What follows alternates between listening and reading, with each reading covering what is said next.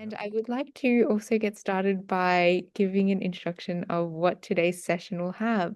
So, for those of you who aren't already aware, Malcolm has been running a 4-week course over the past 4 Wellness Wednesday sessions with us at Meta Center. And today is our final in the installment of these sessions.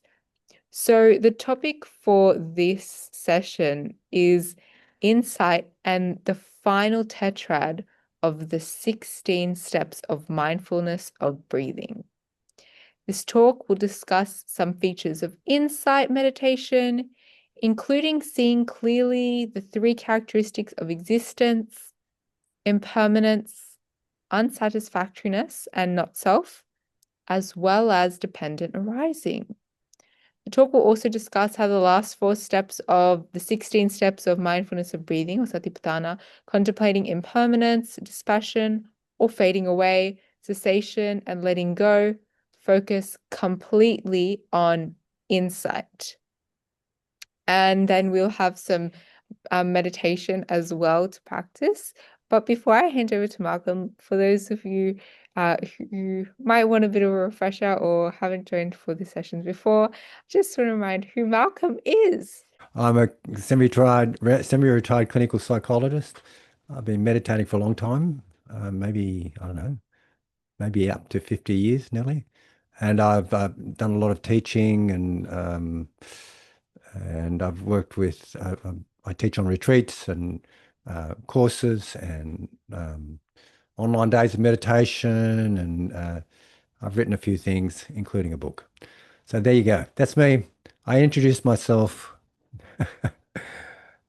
I introduced myself, Serenity. We lost your sound. Oh, yes, sorry, we just lost connection, but thank you for finishing me off there. And without further ado, I guess I'll keep here. Yeah, I, yeah. Okay, so I'm ready to go. You reckon? Yes, please. Okay. So thanks everyone for showing up. It's great to see you all again. And tonight, as Simran mentioned, I'll be introducing you to, well, not introducing. I'll be inviting you to the full 16 steps of mindfulness of breathing. And with that, it will extend from what we went up to last week. And I'll just give you a very brief overview of the whole 16 steps. And I won't talk a lot on the last 4 steps because that's what the Dharma talk is very much about. And for the most part, I'll mention a little bit about it, but for the most part, it will be experiential for you to just launch into it. So I'll just go through the 16 steps for your memory to remind you. They are, first of all, there's the preliminaries of setting yourself into having a sense of seclusion, then establishing mindfulness, then turning mindfulness to breathing. And here we're utilizing those first 2 factors of the 7 factors of awakening, mindfulness and investigation into Dharma. So we're turning our attention to mindfulness and we're applying mindfulness to the way of the breathing. We're also inquiring into it. We're having a sense of curiosity about it. So we're kind of seeing along with it. We're connecting with it and we're seeing the way it is, its nature. And then from that comes energy, which is the 3rd factor of awakening. So we do this, we focus on the breathing for the first 2 steps. And it's, the way the steps go is breathing in long. I'm aware that I'm breathing in long, breathing out long. I'm aware that I'm breathing out long. And it goes on to breathing in short, breathing out short. There's this kind of knowing that you're breathing. Then we put mindfulness of breathing into the background, and into the foreground we bring for the 3rd step, which is being aware of the body. So you're aware of the whole body, or if you want, you can do brief scanning and become aware of the body being there, breathing, even just awareness that it's there. And then what the natural segue from this is we start to relax. So this is the 4th step. We're relaxing the body, breathing in, breathing out, relaxing. And these steps, by the way, they all happen in kind of a sequence. The Buddha presented them in a very presented them the way he practices them. And they practice so that they connect with these natural associations and natural conditions. Like when we can be aware of the body, we might start naturally relaxing it. And then from that, we might have some spiritual pleasure. Can you turn everyone off their microphones? Thank you. Can you do that, Simran? I might be able to do it. Mute all. Yep, that's it. Because someone was coming in, and although I still haven't turned everyone off. Never mind. Um, okay, so where am I up to? I'm up to the having some spiritual pleasure. You might have some spiritual pleasure, which I've talked about not last evening, but the evening before, about as it as being a kind of a condition for the arising of concentration, but also a condition for the arising of joy. So the fifth step is about breathing in, breathing out joy. And if you don't feel joy naturally through this sequence of events, you can bring to mind something that brings you joy. Then the next one is happiness, breathing in, breathing out happiness. And these steps are getting more and more refined. And what we're fulfilling here with this one, joy and happiness, is that factor of awakening called joy. And then we turn our attention to mental mental phenomena, mental activity, and we're just watching it. We're just not engaging it with it. We're not resisting it. We're not being seduced by it. We're not feeding into it. And because we're not feeding into it, it naturally begins to calm down. It gets slower and slower and more tranquil. So, and in this case, we're fulfilling that. What is it? The real then for fifth factor of awakening, called tranquility, and we're getting very calm. And this is the seventh, eighth step. So, calming mind, calming tranquility of mind is this calming mental activity is this seventh step. So, what naturally happens from there is that the mind gets so quiet and still that it just becomes aware of itself without any activity of the mind. And this is the ninth step where we're aware of awareness itself. We're aware of mind itself. We're experiencing mind, or sometimes it's understood as bare attention. And this is a profound experience, so profound that we have this response that is superior gladness. And I could relate to it as like something sacred or an awe or profound gladness. That's the way it is. And from that one, we naturally segue into samadhi because remember how gladness is, or this spiritual pleasure, is a natural condition for the eventual arising of concentration. And in this case, we have uh, superior or advanced gladness. So we have superior or advanced samadhi. And last week I invited you to this. I mean, I wouldn't expect you to enter the jhanas within about 5 or 10 minutes, unless you're adept. Of course, some people can do that, but not me. But I'm inviting you to possibilities nonetheless. I'm laying out this template for you to choose to go on if you wish. And even if you kind of emulate it, it's still a wonderful practice. So I'm inviting you on this step to drop into silence and stillness, like a deep samadhi. Then the next step is about, it's called liberating mind. And there's two ways we can liberate mind with either insight or serenity. And I think I'll invite you to liberate your mind through insight here, being seeing the conceit I am, for example, seeing our constructed stories of our self concepts, like we talked about last week, seeing them and also seeing well, perhaps seeing their emptiness and letting them go, not feeding into them, to them and identifying with them as reality, because they're actually just stories. And then we move into the fourth tetrad.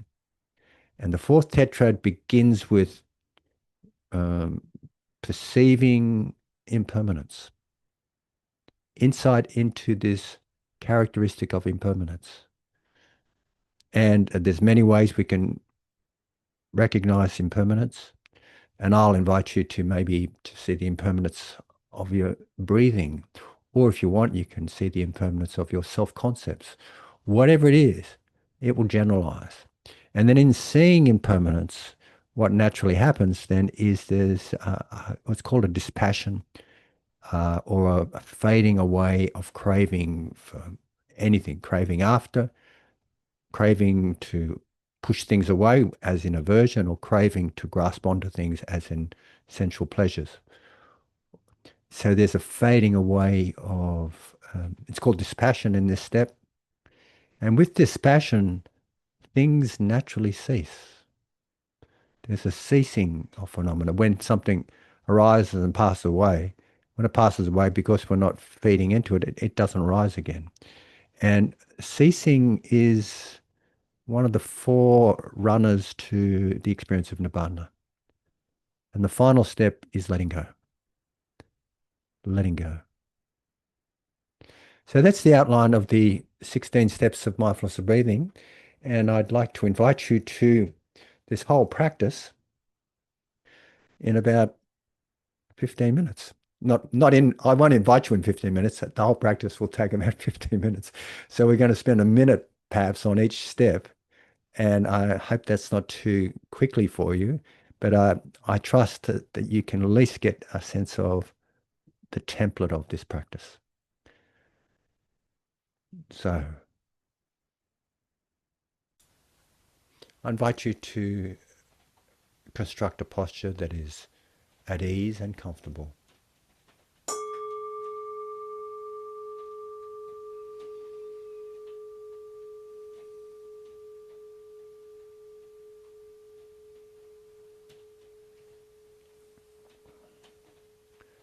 "16 steps of mindfulness of breathing."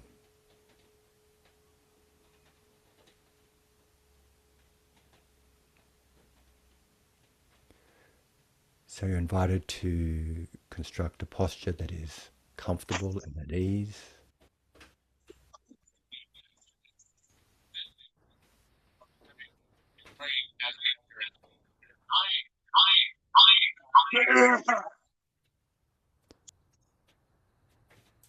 And put aside worries and concerns. Put aside roles and responsibilities as best you can. Put aside the hindrances. The hindrances of obsessive desire, obsessive craving, ill will, sloth and torpor, worry and rumination or restlessness, and paralyzing doubt. Find some freedom from them, even if it's just for this moment.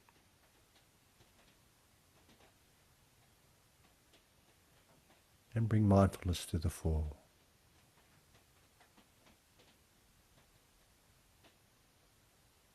Being aware, here now, soft, awake presence.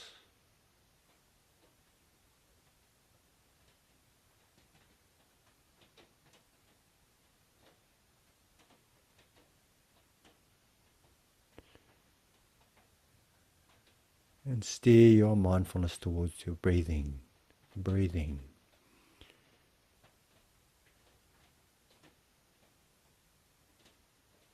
Breathing in and breathing out.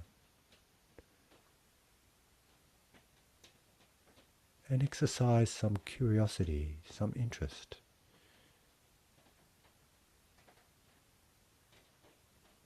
Some investigation. If you're breathing in long, know you are breathing in long. Breathing out long, know you're breathing out long. Breathing in short, know you are breathing in short.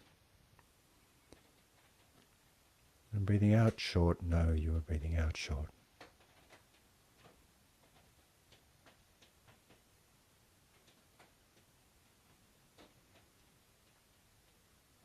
Breathing in, breathing out.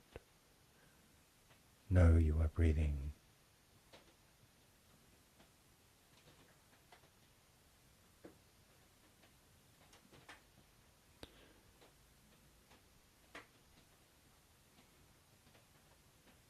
And notice energy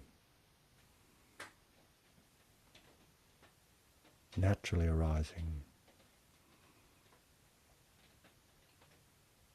As we move on to the next step, putting mindfulness of breathing, to focus on the breathing, into the background. And into the foreground, bringing your body. Sensing your body breathing in and breathing out.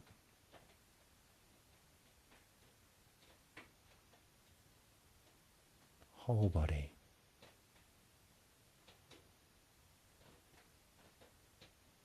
Your physical sensations or a sense of the body just being there,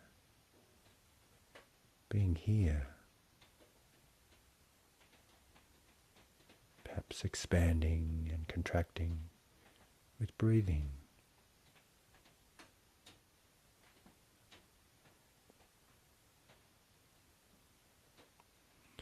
And with presence and awareness, the body naturally begins to relax.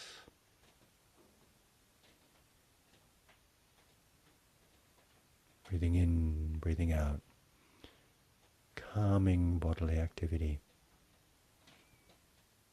relaxing.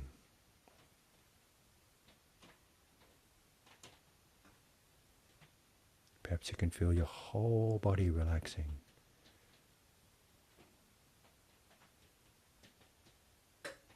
Deeply relaxing. Relaxing your face, relaxing your neck,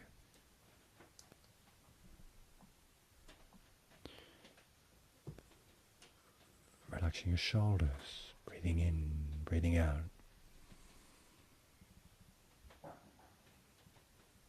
Relaxing your arms.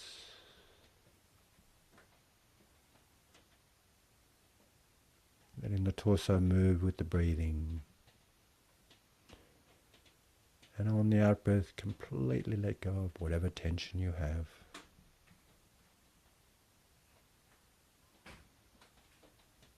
Breathing in, breathing out, buttocks relax. Thighs, calves and feet. Completely relaxed.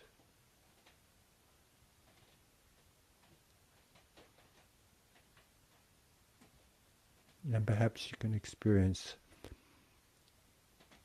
a spiritual pleasure, the spiritual pleasure of relaxation. And that naturally brings to mind, or brings to your heart, an experience of joy. Breathing in, breathing out, experiencing joy.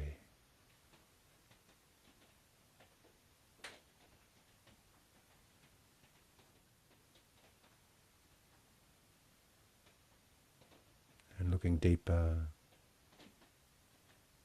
you notice a lighter happiness. And if happiness doesn't naturally arise, perhaps think of something that brings happiness to your heart. Breathing in, breathing out.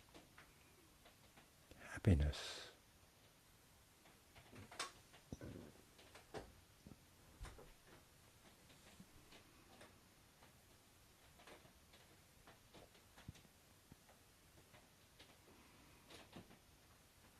and resource with relaxation, resource with mindfulness, investigation, energy, joy. You begin to notice mental activity. Breathing in, breathing out, mental activity.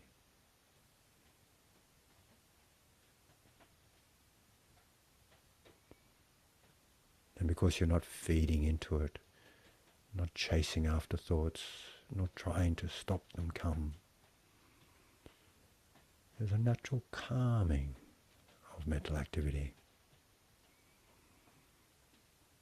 Breathing in, breathing out, mental activity, breathing in, breathing out, calming mental activity.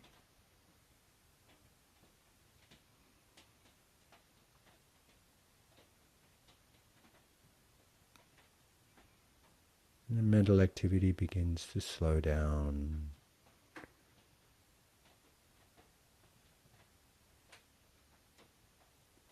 And you arrive at a stillness.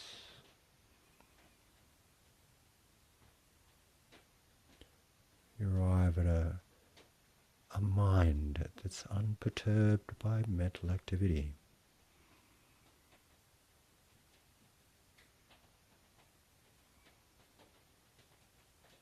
Breathing in, breathing out, experiencing mind, bare awareness, awareness of itself, naked, bright, clear. Breathing in, breathing out, experiencing mind.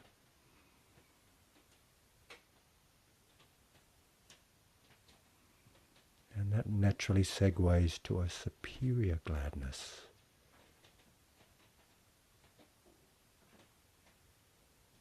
A profound awe, perhaps sacredness.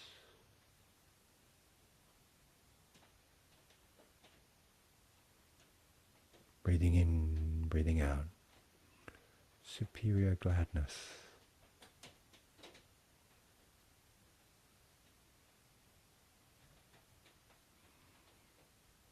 And that superior gladness naturally segues to samadhi.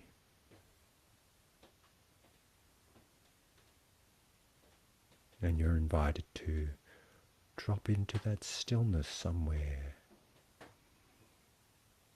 Perhaps the stillness of awareness, that silence. Breathing in, breathing out. Samadhi, deeply concentrated mind.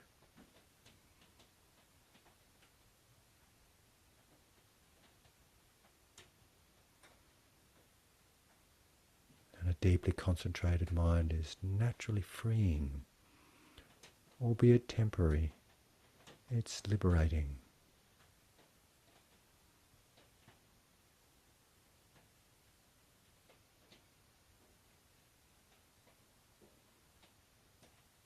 Or you could see the insight way of realizing the emptiness of our self-concepts, the emptiness of this conceit I am, the emptiness of all those stories that we carry around as who and what we are. They're just stories. They're just mental creations. And in seeing them, we can let them go. Breathing in, breathing out. Liberating mind.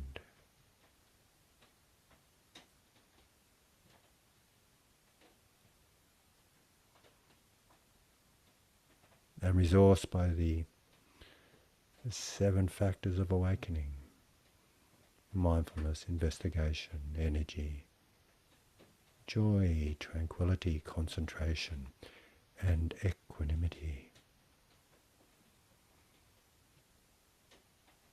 And with a deeply concentrated mind and a liberated mind, a temporary liberated mind, we begin to look into phenomena, to experience and see impermanence everywhere. Thoughts about ourselves, our ego, the sound of a raindrop falling on the roof, a sensation in the sensations of breathing. Everything is impermanent.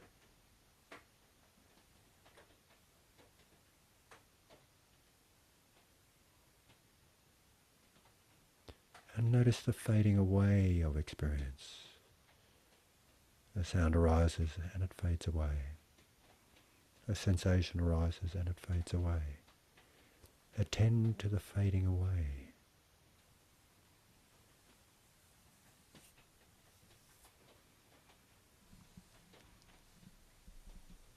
And with contemplating fading away,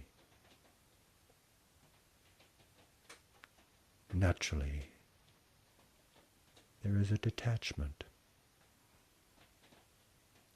a disenchantment, a dispassion.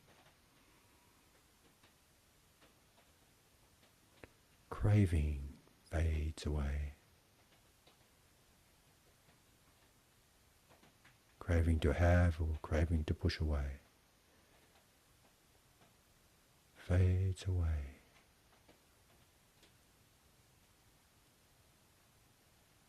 And when experience arises and changes and passes away,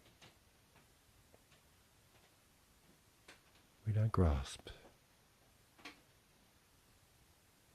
Breathing in, breathing out. Dispassion.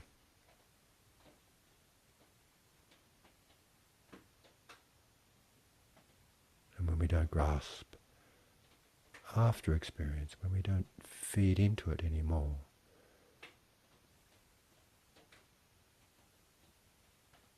when it fades away, it stops.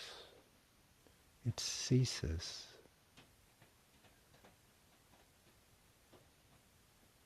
Breathing in, breathing out. Cessation.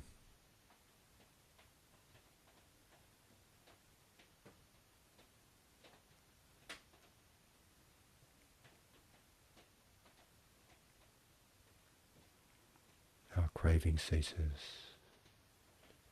Our grasping ceases. Becoming ceases. Birth, aging, death ceases. Ignorance ceases. Mental formation ceases. Mind and body cease. Six sense spheres cease. Contact ceases. Feeling tone ceases. Craving ceases.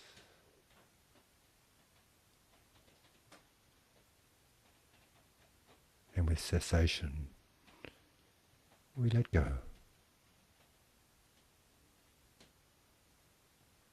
Breathing in, breathing out. Letting go. Completely.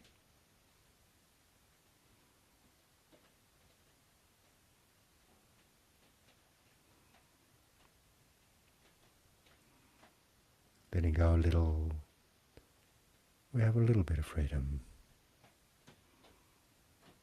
Letting go a lot, we have a lot of freedom. Letting go completely, we have complete freedom.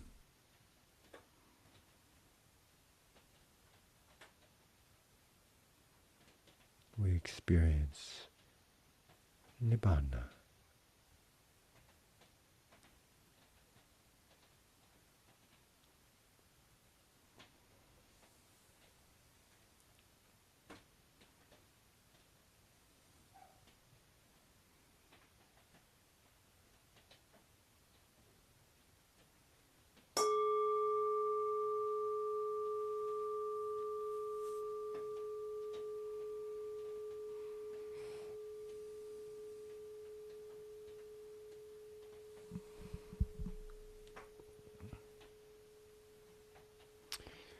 So I'm going to invite you to move with that awareness, the awareness of that you cultivated.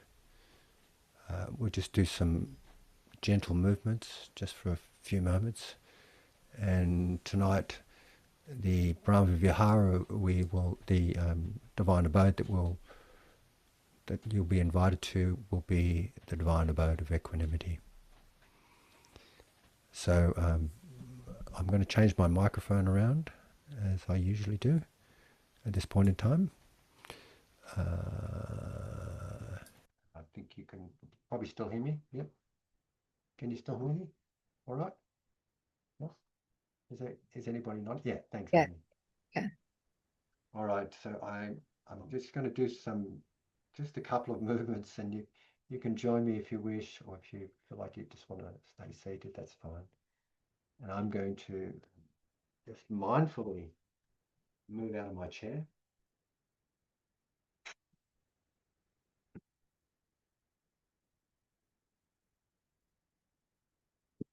Back a bit. If you can see me. You probably can't see me completely, but that's the way it goes. And I'm just going to invite you to put the outside of your feet about shoulder width apart. And have the outside of your feet parallel.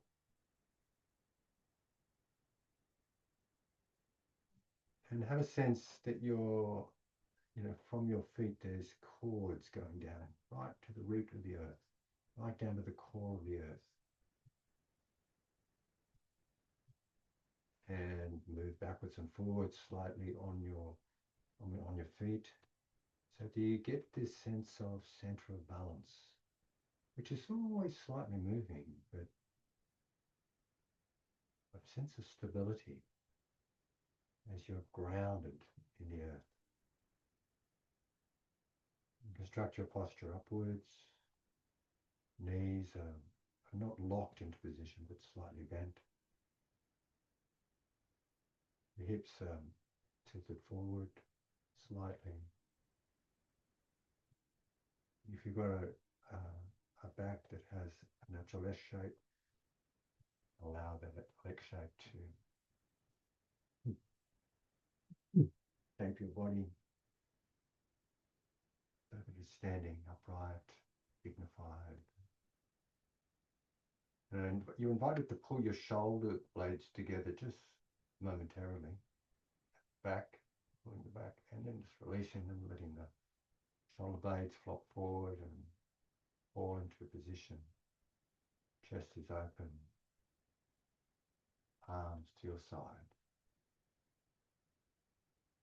And you're invited to just start to raise and lower your hands with your breathing. The breathing in, raise your hands up into your shoulders, not higher than your shoulders. Breathing out, just letting them drop down. Breathing up, raising the arms bent slightly, raising up the shoulders and down. And now we move into the side. Breathing in, breathing out. Breathing in and breathing out. And now bringing the hands moving up the center. Up, so we're nice, get a big nice stretch. Breathing in on the up and out on the down. Breathing in, being mindful of your body, ensuring that you're doing what you're doing with clear comprehension of its suitability, purpose, and timeliness for your body. Obviously, if there's any pain in doing what you're doing, you don't do it. Just step back and be mindful and kind to yourself.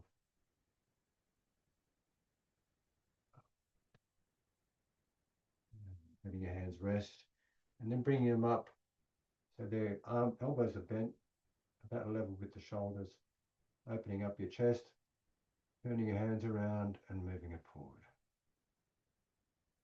So, turning around, opening up your chest and breathing in, breathing out, moving forward. Up and moving forward. Bring your hands to your side again, and turning your hands palm up. And it's like you're bringing the sides of your hands rubbing up against your rib cage as much as you can as you breathe in. Then breathing out, pushing down into the earth. So breathing in and down into the earth.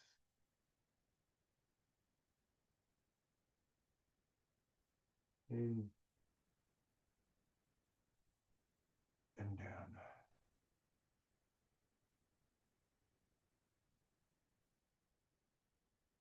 And just relax in a standing posture, head upright, shoulders relaxed, chest open. Being mindful of standing.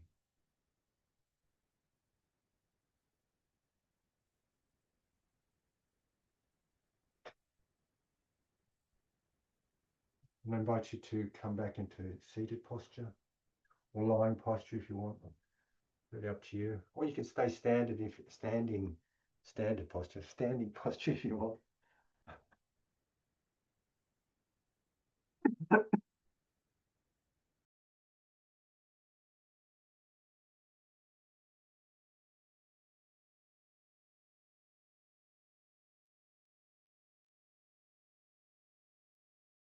Can you still hear me clearly, everyone? Yeah. It sounds better, isn't it, with this microphone? Is that right? Yes, All good? Malcolm. Okay, good. Okay, so I invite you to, with that, with the continuity of mindfulness, come into your posture, and we'll only do this very, very quickly. And I hope you get the gist. You're invited to ground your body in seated posture or lying posture, whatever posture you're in. Feel the earth beneath us, holding and supporting us. Interestingly, we're all connected through this experience of earth, no matter where we are on this planet. We're all experiencing the same earth element.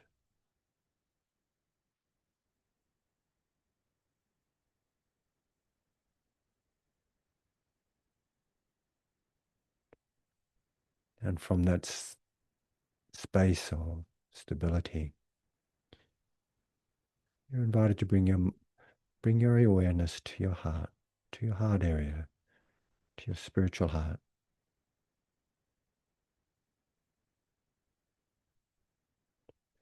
And bring to mind the quality of equanimity, a deep peacefulness, a peace from understanding, a sense of being unshaken and balanced, centered. It's a wisdom quality. And perhaps you can think of a time when you've been deeply peaceful, quiet, unshaken by the ways of the world. Or you can think of someone who has this quality. Either way, Let this quality, this sign of peacefulness grow in your heart.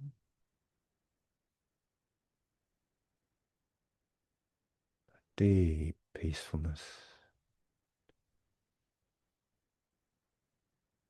a deep acceptance, wise acceptance of things as they actually are. And let this peacefulness grow from your heart so that it touches every cell of your body, every part of your being.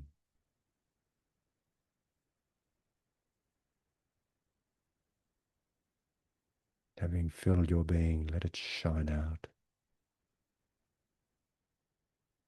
Shine out into the universe.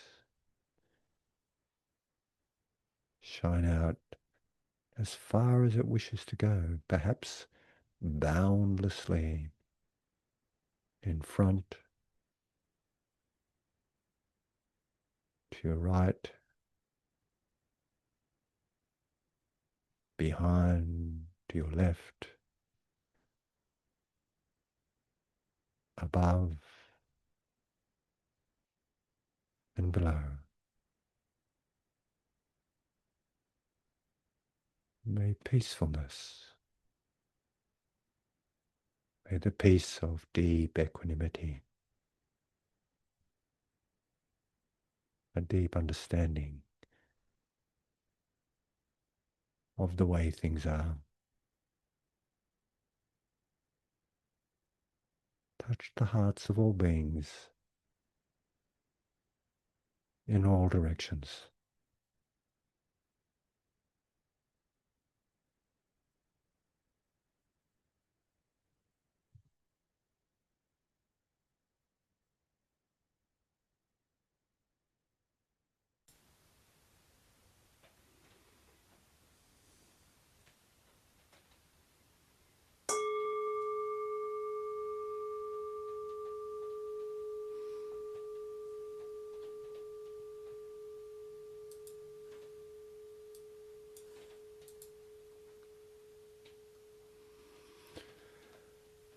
So thanks everyone. Thanks for your practice. Thanks for your energy to be here now, to practice, to go down the possibilities of awakening. So excuse me for a minute.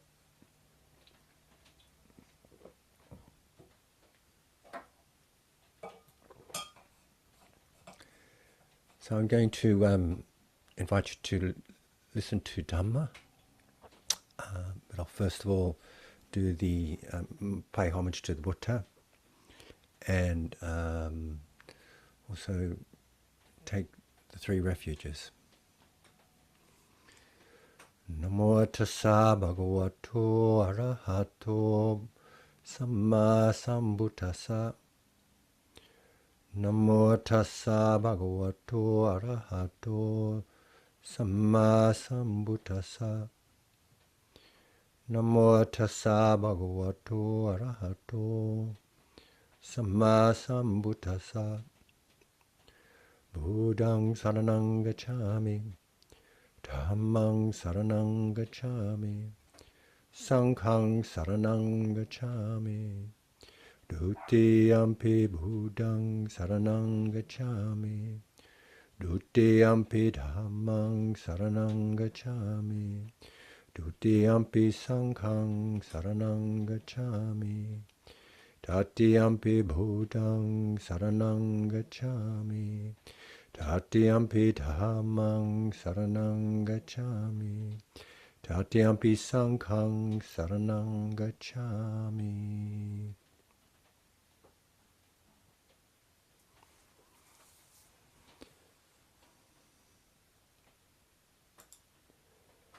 So welcome to tonight's Dhamma talk. And as mentioned earlier, tonight I'd like to talk about insight and the fourth tetrad of the 16 steps of mindfulness of breathing. And so what is insight? As far as I understand, insight is seeing things, not only seeing, not seeing with our mind, seeing with our hearts, the way things actually are, the reality of things as they are, free from the mental distortions of greed, ignorance, and hatred.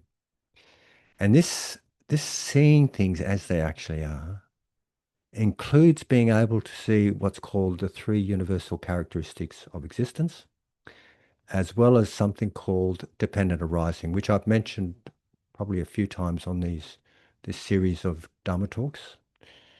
Um, so dependent arising is the way the Buddha explained the principle behind the way the Buddha explained how things arise and also how they cease.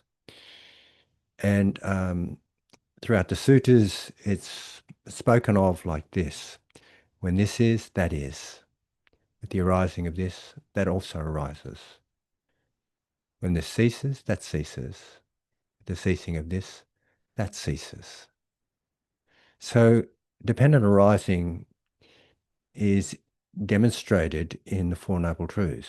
We have when there is dukkha, when there's a cause of dukkha, there's dukkha. Dukkha is the first noble truth. The cause of dukkha is the second noble truth. When there's no cause of dukkha, when there's no cause of dukkha. In other words, when there's the Eightfold Path, there is freedom from dukkha. So these two cause-effect relationships. This is a demonstration of dependent arising. But with dependent arising, when we're attending to it, we attend to the way one thing conditions another. There's always a conditionality. And when we see dependent arising, we also see emptiness. That there's no one single thing in all this. Everything is, for want of a better word, interdependent. It's co-arising. It rises with things. There's no single Malcolm here, for example. Malcolm's dependent on so many other things coming together to have this figure coming through on your screen, and you're hearing me on this microphone. It's all these conditions coming together. Everything arises because of causes and conditions. And when we talk about a self, I've heard Joseph Goldstein say that it's better to call the self a verb rather than a name. A verb rather than a noun. A noun makes it into a thing. But the self is really, and I'm just citing one of my teachers, Lee Brasington, streams of dependently arising processes interacting. There's no one thing in all this. It's all dependent arising. So when we practice insight meditation or practicing the cultivation of insight, we're practicing seeing conditionality. So that's one thing. And the universal characteristics of existence are examples of what the way things actually are. So these universal characteristics of existence, they're anicca, dukkha, anatta. Anicca refers to impermanence. Nothing lasts. Everything comes and goes. Nothing lasts. This is the reality of life. And because everything changes, everything everything that's called a thing, like a conditioned phenomena changes, we can't find enduring happiness with conditioned phenomena. Because things change, we can't find enduring happiness with it. So the next characteristic of conditioned phenomena is called dukkha. And sometimes it's called unreliability, and sometimes it's called unsatisfactoriness. And I know that we talk about dukkha as a kind of a subjective experience that we have when we have the causes of suffering. But it's also a way of relating to conditioned things. Like I'll pick up my bottle. This is this won't bring me, it has a nature of unsatisfactoriness because it can't bring me enduring happiness. It's unreliable. So it's impermanent. Sometimes impermanence is called unreliability. It's just that these two things go together. And the other characteristic of existence is in Pali, it's called anatta, and it refers to not self. It is, however, also in early Buddhism, it's often understood as emptiness. Emptiness in Pali is called shunyata, and often different words, and the meanings are very similar according to Theravadan Buddhism, anyway, early Buddhist approach. And here, it's exactly what I was talking about when we see dependent arising. That there's no thing in all this. There's no noun in all this experience that we're experiencing. There's just streams of dependently arising processes interacting. There are, um, there's no thing of, we can't thingify anything really. We can put names to things, but that's a kind of concept. In reality, everything's in this dynamic flow of things, interdependent.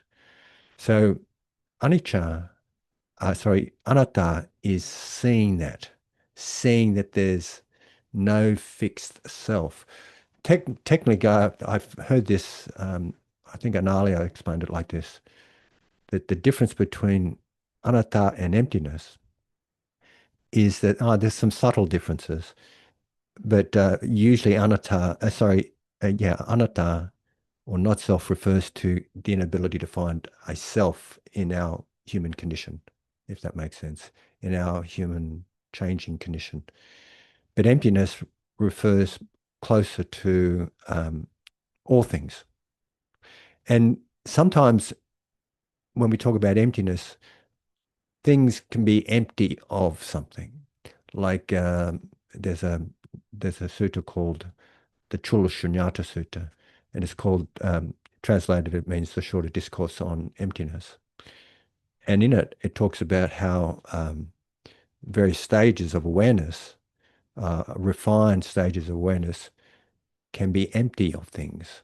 Like, for example, um, when we have an experience of earth element, uh, there's a sense that it's kind of unified, and that is empty of dispersing, like um, empty of dispersion, empty of multiple characteristics. I'm trying to get the word here. I can't remember it. It's empty of um, many things, but it's full of a sense of connection, a sense of solidity. Yet, if we go to the next step, which is an experience of spaciousness, spaciousness is empty of materiality, which is what earth element is about. And then if we go to another level, say consciousness of spaciousness is empty of subject-object bifurcation. Consciousness of spaciousness, you could consider that as a kind of a non-dual space. It's empty of subject-object bifurcation. In other words, it's empty of this sense of me in here and yous out there. It's empty of this separation, and it's just unified. So when we practice insight meditation, when we're practicing towards insight, we're perceiving and we're directing our attention to see impermanence. We're directing our attention to see dukkha.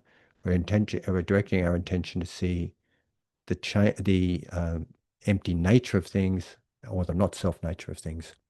And we're also looking at what leads to what, like this conditions that and that conditions that. So what we have then is this growing of insight, growing of understanding.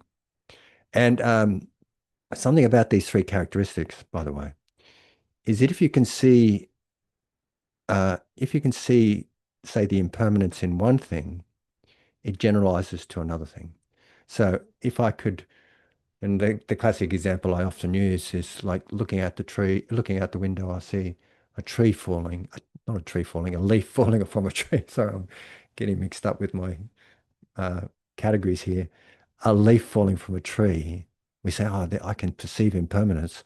That can be generalized to a really dysfunctional thought that we might be having, a really painful thought we're having, or a painful emotion. So if we can see the emptiness in that leaf, we can also see the emptiness, sorry, the impermanence of that leaf. We can also see the impermanence of our destructive thought patterns, for example. And that's quite liberating. If we can see the impermanence of a painful emotion, that's really liberating. And if we can see the impermanence of something, this generalization also goes to the other characteristics. When we see the impermanence of something, we also see its dukkha nature and its emptiness. And they kind of go hand in hand. And sometimes people have a predisposition to see emptiness. Sometimes people have a predisposition to see impermanence, and sometimes they have a predisposition to see um, the dukkha nature of things.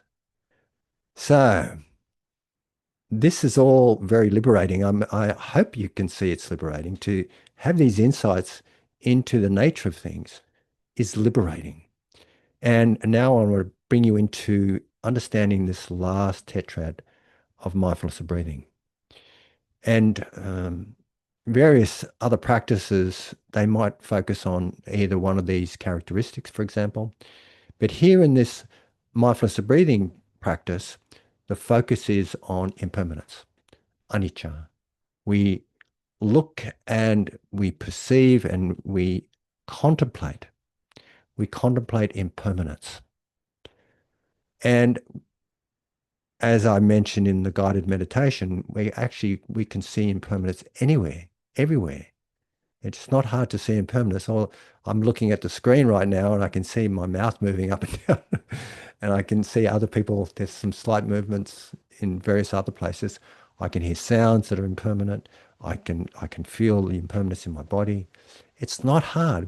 All we have to do is just attend to it. And sometimes we can have particular practices where we literally look at, say, our mortality. That's a really powerful way of understanding and discerning and contemplating impermanence, seeing and contemplating our own death, our own mortality. Really powerful practice. I reckon it's one of the most powerful practices in the whole array of Buddhist practices. That's one of the most powerful practices. Anyway, with the mindfulness of breathing step, this is the 13th step, contemplating impermanence. What we do is we attend to the fading away of experience. We attend to all experiences arise and pass. I mean, that's the nature of impermanence. Things arise and they pass. Often we'll be attending to the arising of experience, like a brand new day or brand new shiny car or whatever it is in our lives. We often attend to the arising of experience and we kind of look forward to the next arising. Like we look forward to the next day or the next delight. What we're doing here with this mindfulness of breathing practice is we're attending to the fading away of experience. We're attending to how it arises and it changes, it goes away. And what this does with this insight, things that would normally allure us, have our allure us to, seduce us or we crave after, they lose their nature of allurement. They lose their nature of attraction. That quality of craving begins to fade away. Our craving also fades away because our craving to push away or to reject or to aggressively attack, that also fades away. So when we're paying attention to this, when we're paying attention to the passing away of things, we develop this sense of dispassion. Dispassion. It's like dispassion is called viraga in Pali. It's the fading away of craving. It's so wonderful. It's peaceful. It's not like, I know we talk about, if you went to Italy, they'll talk about being passionate about life. And sometimes we talk about that in our cultures, passionate about life. And it has a positive sense. Here, passion refers to a kind of a hot heart, a burning heart. It refers to craving and the hearts that's burning with craving. And in this case, dispassion means a cooling of the heart, a cooling and a uh, fading away of that craving. So you remember I mentioned that I would have mentioned the 12 links in when I was talking about what we're doing tonight in the introduction about mindfulness of breathing, and before we did the practice, and I went through the 12 links. And the way the 12 links are, it's another way of understanding dependent arising. Dependent on ignorance, sankhara or mental formations arise. Dependent on mental formations, body, mind, consciousness arises. Sorry. Dependent on consciousness, body, mind arises. Depending on body, mind, we have six sense spheres arise. Dependent on six sense spheres, we have contact with experience. Dependent on contact, we have what's called Vedana, feeling, a feeling tone. It's either pleasant and we grasp after it, or it's unpleasant, we push it away, or it's neither unpleasant or pleasant and we just kind of in the middle, kind of maybe a little bit confused about it all. And that feeling can lead to craving. Craving leads to grasping and clinging. Clinging leads to becoming. Becoming leads to birth, aging, death, then ignorance. It kind of goes around in a cycle. So it goes in one direction like this: condition, one thing conditions another, conditions another, conditions another. And in addition, it goes backwards. Like if you can cease craving, then grasping ceases. And if grasping ceases, becoming ceases. If becoming ceases, then birth, aging, death ceases. And so on. It goes right around the cycle. So what's happening here is by seeing experience being impermanent, passing away, our craving starts to reduce. And we have dispassion. With dispassion, it leads to cessation. So there's many ways of understanding cessation and this is by the way, this is the 15th step. So we have impermanence as the 13th step, dispassion as the 14th step. Yep. Then the 15th step is cessation. Cessation. And there's many different ways of understanding cessation in Buddhist psychology and Buddhist teaching, sorry. One way is understanding it as nirodha.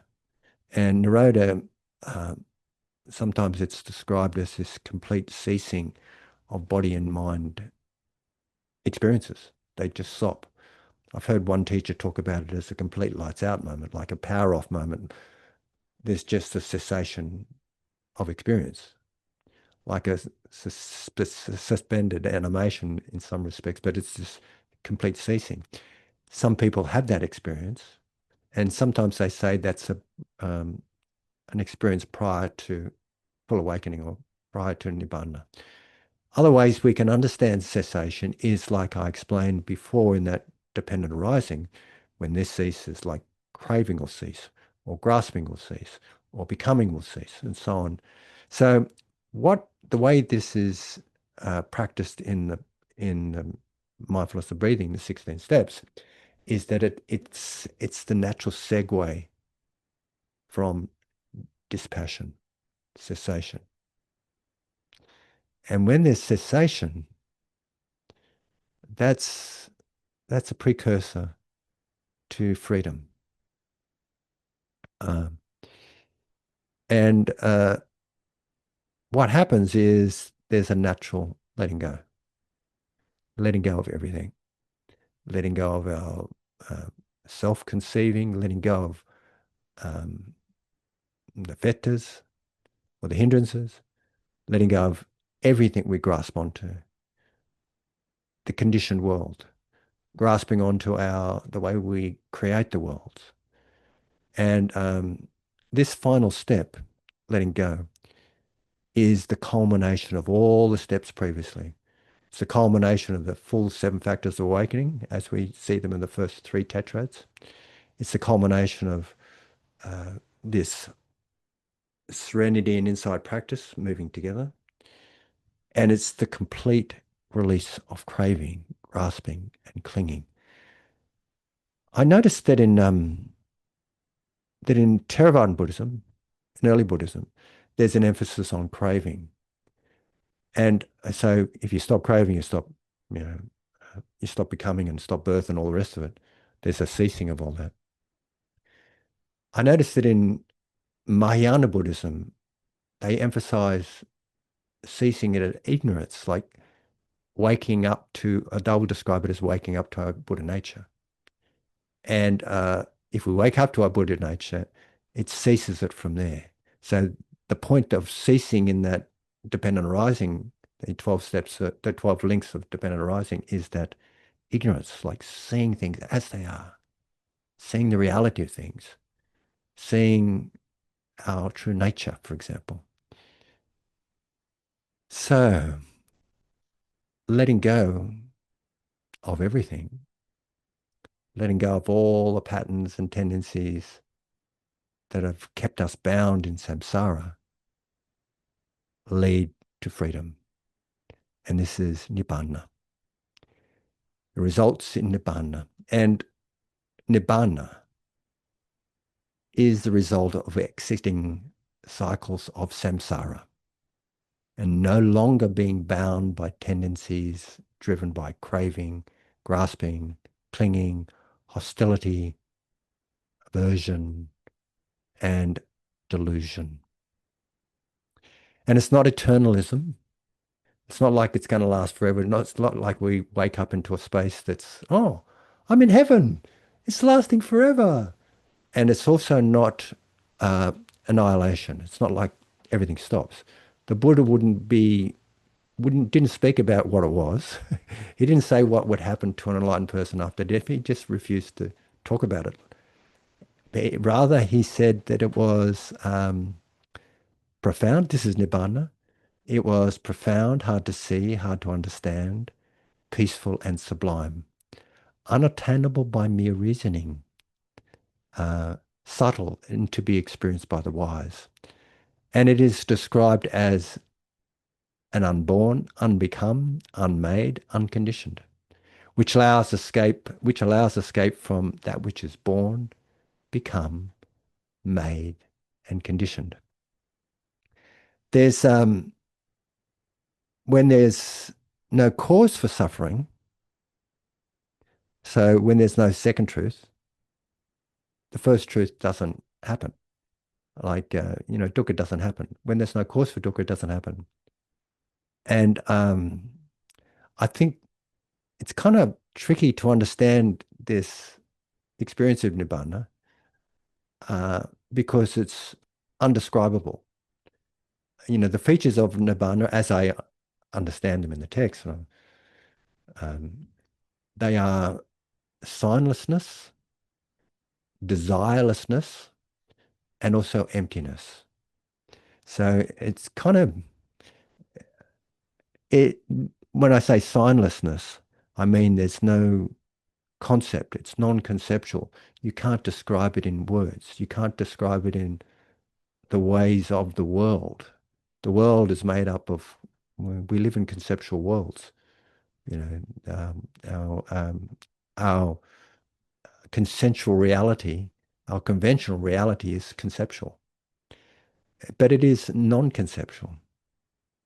And I guess I don't know if you can remember those dots there about 10 years ago or maybe 20 years ago, you used to get these pictures that were just a bunch of dots. And, if you looked at them and shifted your focus around and did various other things, what would happen would be a picture would emerge. A picture would emerge, and you say, "Oh, there it is. It was there all along. I just didn't see it." And I think, and I'm just talking from my understanding. Um, I think Nibbana's like that. It's like it's here, but we just can't see it. And it's not a it's not a different realm.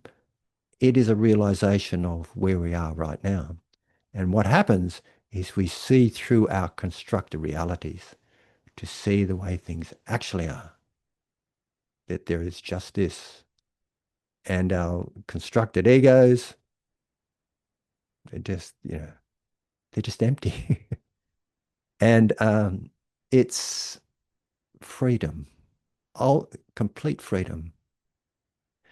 So when we see clearly the way things actually are, this is the end of suffering.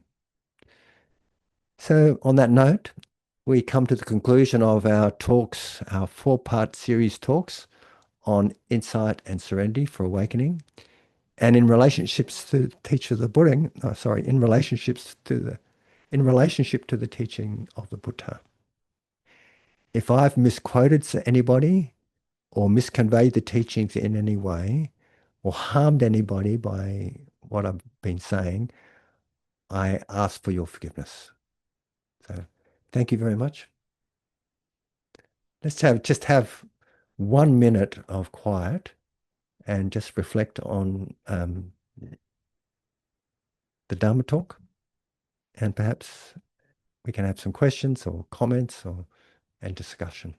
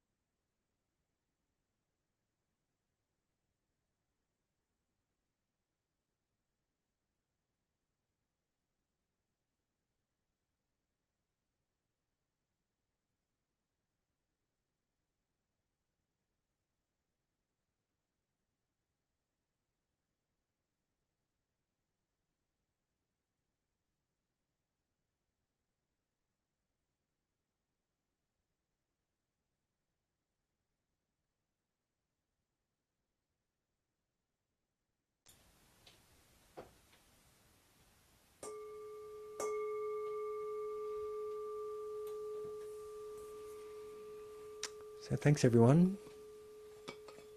Any comments or questions or Yes. insights? Malcolm. Huh?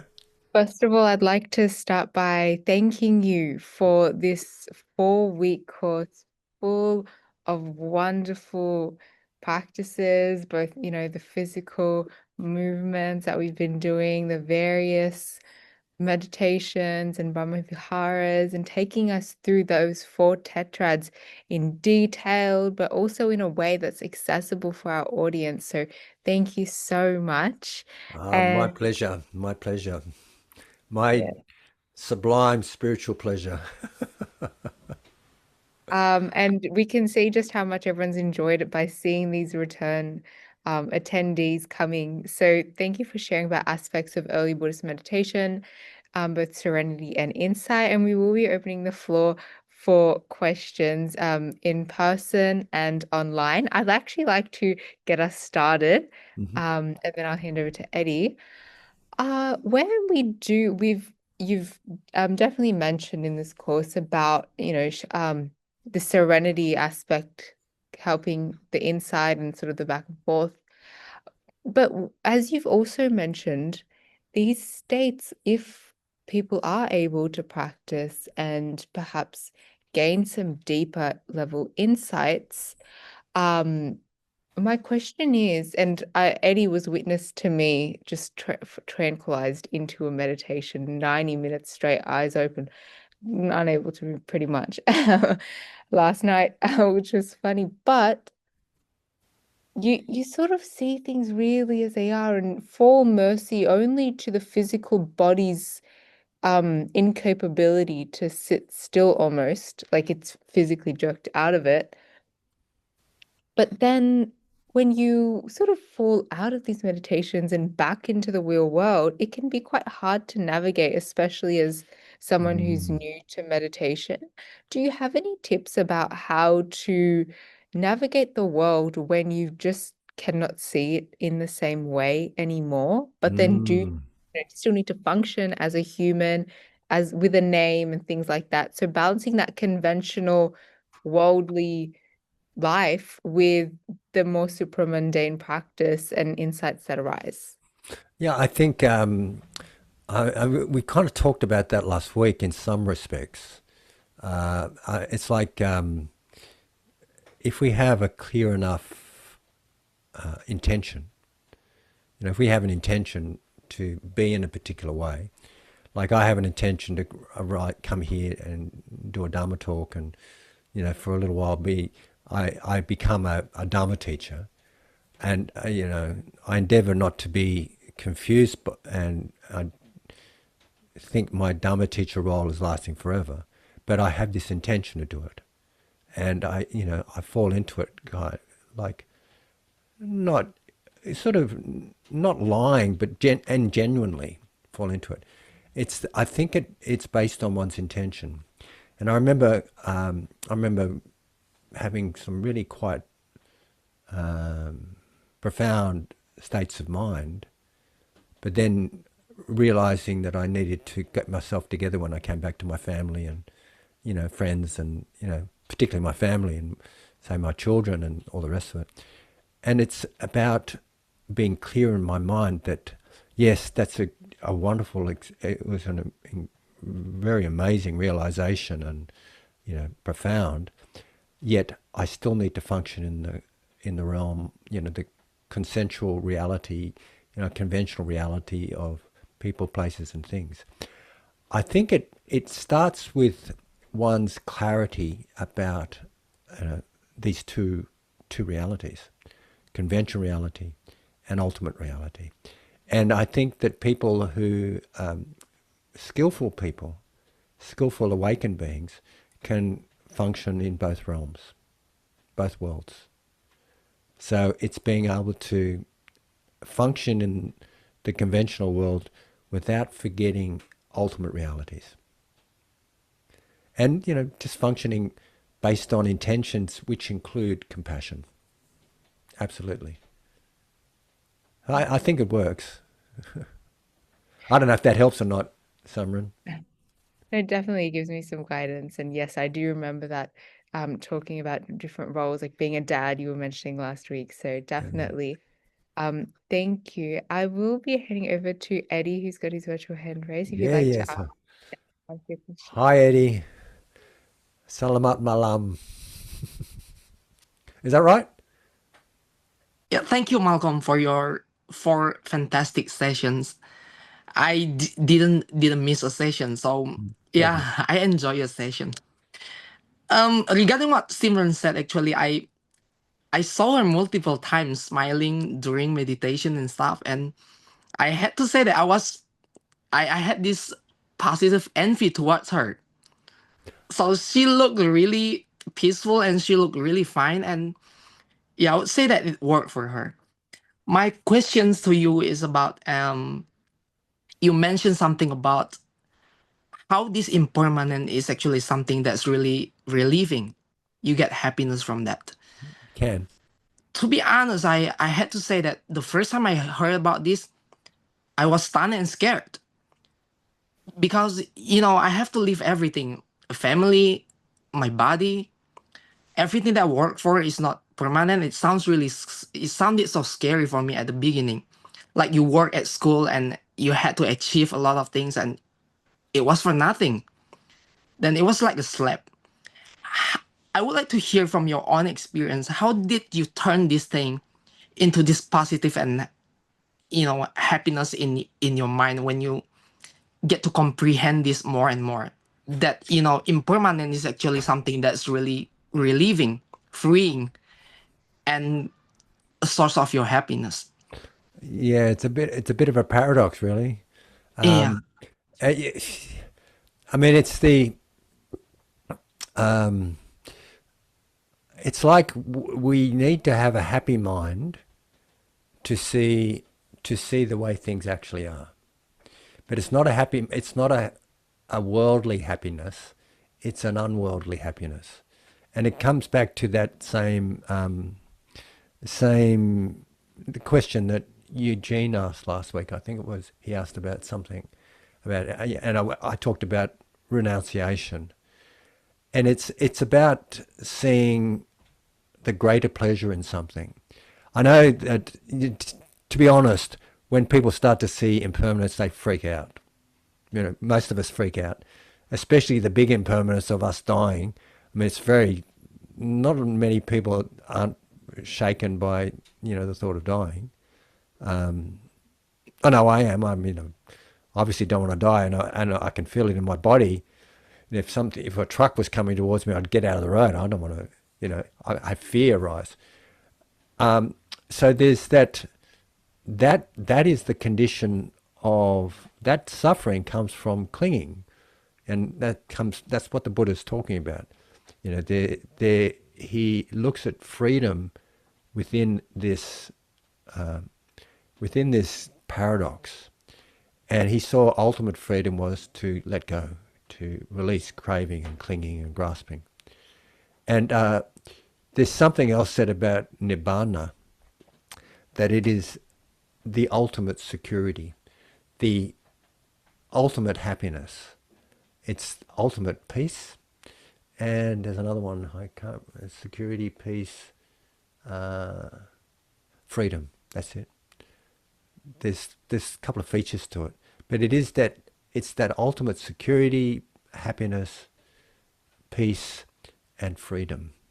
And that's what we have, a different type of happiness, and it's the happiness of that. It's that happiness of freedom. And when you can see something that's impermanent, fantastic, because it's furthering our progress on the path to ultimate liberation. So I mean, that's the way it goes. Look, I've got a sore foot at the moment. I've got something called plantar fasciitis, and it's a real drag, but it's impermanent. I can say, "Oh God, this is so much a hassle," but I know it's not going to last. You know. thank you, Malcolm. Thank you. Okay. Any other comments or question?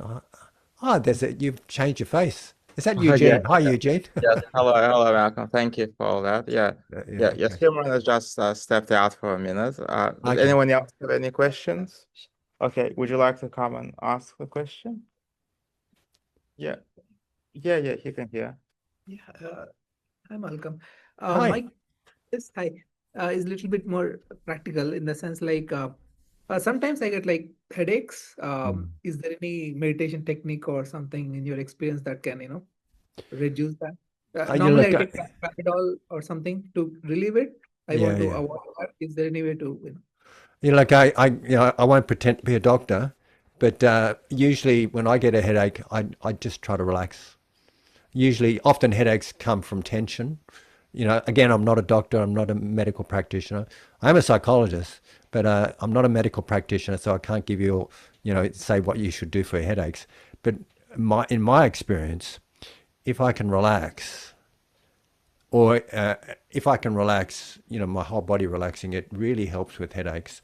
And even when I have pain, if I can if you can't move away from the pain, or the pain isn't releasing, just to be aware of the pain in a way where you're not tensing up around it, like to look in deeply at the pain to see it for what it is, it sometimes changes. That's the insight way of looking at it.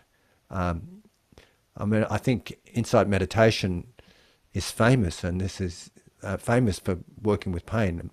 John Kabat-Zinn developed mindfulness-based stress reduction based on pain management.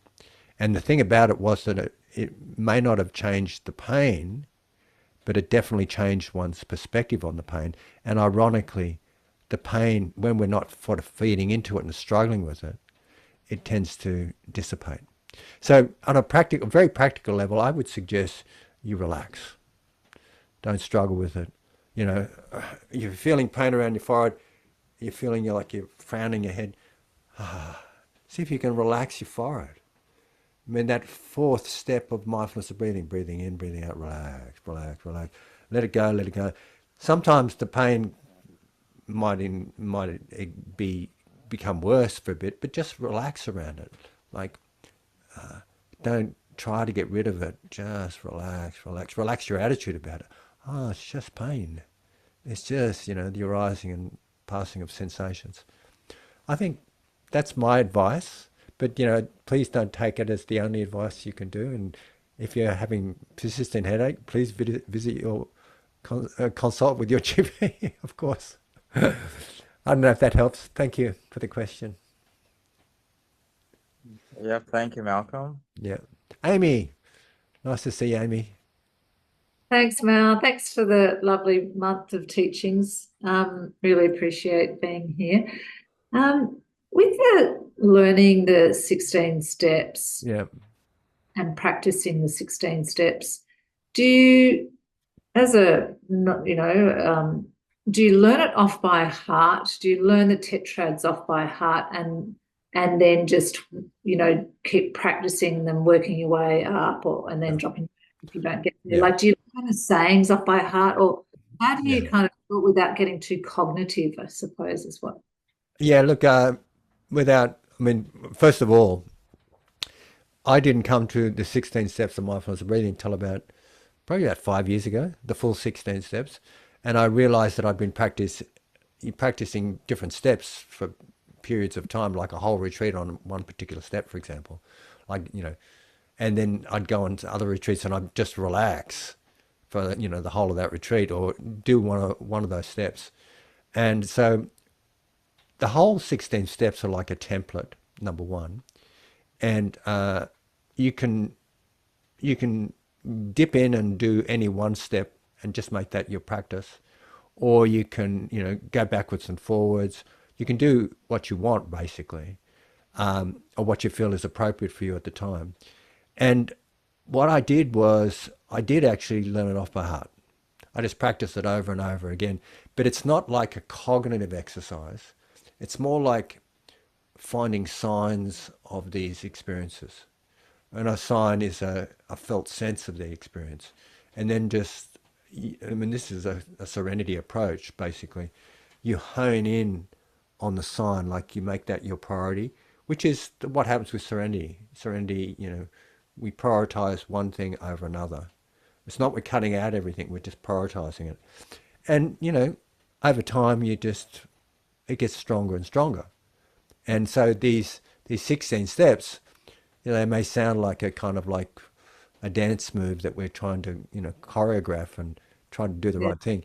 But eventually it actually becomes a natural movement. Like, when you're learning, I don't know if you've ever learned martial arts, katas, at first it's really kind of awkward, but then you get into it and you find yourself using it in real life. If you ever got into a fight, like when you're sparring, you find yourself doing aspects of the kata.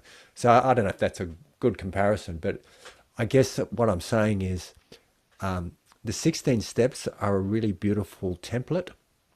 They're a really beautiful way of moving through all of these practices in such a beautiful way and it arrives at enlightenment and arrives at complete awakening.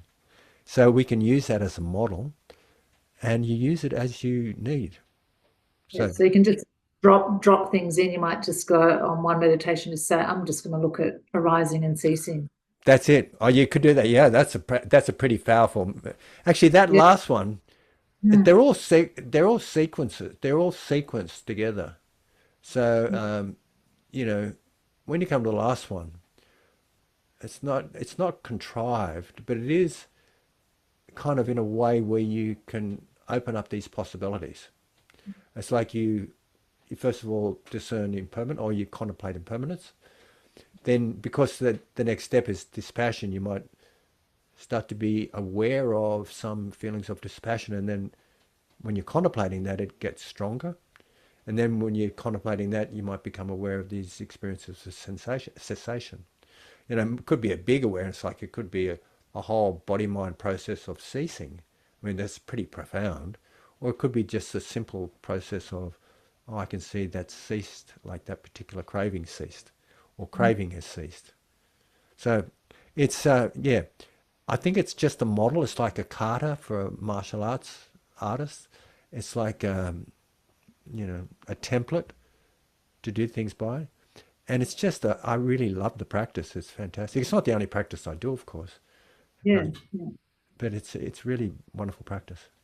yeah, lovely. Thank you. Thank you. Did that answer the question, Amy? Yeah, yeah. And, I know you talked also about the 7 factors awakening, going through those first 4 Yeah. tetrads. I can do that without sort of thinking cognitively about it. Yeah, But yeah, I yeah. 16 steps, it's like a bigger template. Yeah. Yeah, without getting, I did just get lost in a bit of the cognition of the sayings and stuff. Yeah. Yeah, yeah. I'm thinking about putting up a retreat I recorded. One retreat I recorded probably a couple of years. Oh, was it early this year? Yeah. I mean, I record most of my retreats these days, and I'm thinking of putting. I'm just going to ask them if I can put it up on Insight Timer, a whole retreat. I'm not sure if they'll take it or not. It'll be like 6 Dharma talks, and I don't know, about 6 or 7 instructions, and then I don't know how many meditations. Probably about, I don't know, 6 times 6 is, no, 3 times 6, probably about 20 or 18 meditations. I'll see if that happens. If I put it up there, I'll let you know. Or if you ever really wanted it, you could ask me. I could put you on a list of one of my. I've got them all up on a Google Drives, all these different retreats. And you're also welcome to tune into my retreat. I mean, I'm beginning next week. It's the first 6 days on mindfulness and breathing. Contact me privately about that one. Okay. Okay. Any other questions? Hey, Sinzin. Nice to see you. That's it. Any further questions in the chat, and no more in person. So thank you so much, Malcolm, again for this 4 weeks of wonderful Hi, wisdom Kim. that you shared with us. It's been personally, I've enjoyed it. Knowing that you do help from some similar teachers who I follow, so it's been wonderful to sort of keep it in the same theme. But just that sense of community we've built amongst in the 4 weeks, and getting more people in person today has been wonderful too. What I've just done is in the chat shared for everyone a link to Malcolm's website. So for anyone who wants to keep up to date with what he's doing, and maybe links to his retreats, you can find it there. Before we wrap up, I just have a few announcements that I'd like to share with everyone regarding Meta Center events. So of course, we have regular sessions every Wednesday, but from next week, no longer with Malcolm, here at Parramatta City Campus, Western Sydney University. But it, of course, is hybrid, so you can join online. And then on Mondays, we have Mindful Mondays. That's at Bankstown Campus, Western Sydney University, as well as online from 7 to 8 p.m. On Tuesdays, in person only at Western Sydney Uni Bankstown Campus, we have yoga from 6:30 to 7:30, and on the last Sunday of each month with the Santi nuns led by Aya Karunika, we have Santi Sundays where there's also Tai Chi. It's a family-friendly event, the snacks afterwards, so please join us for that. But we also have our Meta Center 10-year anniversary coming up between the 8th and 15th of November. On the 8th and 9th, we will have the Meta Convention, Many Rivers, One Ocean, with teachers coming from across the globe, including Joan Halifax. We're going to have Matthew Rickard joining online as well, and teachers representing all the major traditions. And then between the 10th and 14th, we'll have suite of things to do with the monastics. And on the 15th, we'll wrap up that Meta Center anniversary with a large Mahadana event and a whole day of activities at Burwood Park. And speaking of an event that represents the major Buddhist traditions, coming up this Sunday at Sydney Town Hall, there is a wisdom and empowerment event with Dharma talks and blessing ceremony as well. I know that Bhante Sujata will be there representing the Theravada lineage. Can I make there's a change of venue. It's not doing it at the town hall. Oh. They're doing it at the Vajrayana Centre. But, better check your emails. Check your emails Okay. and check it out. I was not aware of that, but yes, thank you so much for sharing that, Malcolm. We'll definitely, I'm sure we'll update that as soon as possible as well in the Eventbrite. So thank you. But Find yes, out to for anyone- sure. Find out for sure. Yes, everyone just double check that, and we'll make sure we have that updated. So yes, thank you again, Malcolm. And I would like to pass over to you to conclude this session the way you feel appropriate. Okay, thank you. So I'll just do a dedication of merits. I better read any chats there. Yeah, it's all good. Okay, so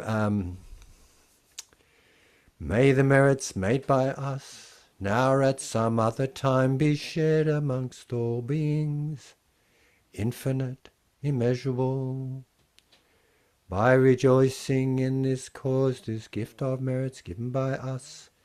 May beings all forever live a happy life, be freed from hate, and may they find the path secure, and their good wishes all succeed.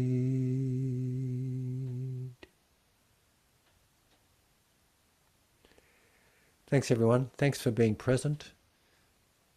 And yeah, it's really great to be with you all. Maybe I'll see you again sometime. Thank you so much, Malcolm. See you next time, hopefully in person. Bye. Thank you for your time, Malcolm. Thank you, Thank you. so much. Thank you. And thank you. Tidak apa-apa. Tidak apa-apa. Tidak apa-apa. Selamat malam, Malcolm. Selamat malam. Sama-sama. Is that right? Sama-sama. You're welcome. See ya. Goodbye. See you. Thank you, Simran. Right, and can you send me the recording, please, Simran, as usual? Sure. Wonderful. Thank you. Okay. Bye, everyone. Thank you. Bye. Thank you, Simran, and everybody at Meta. Thank you. Our pleasure.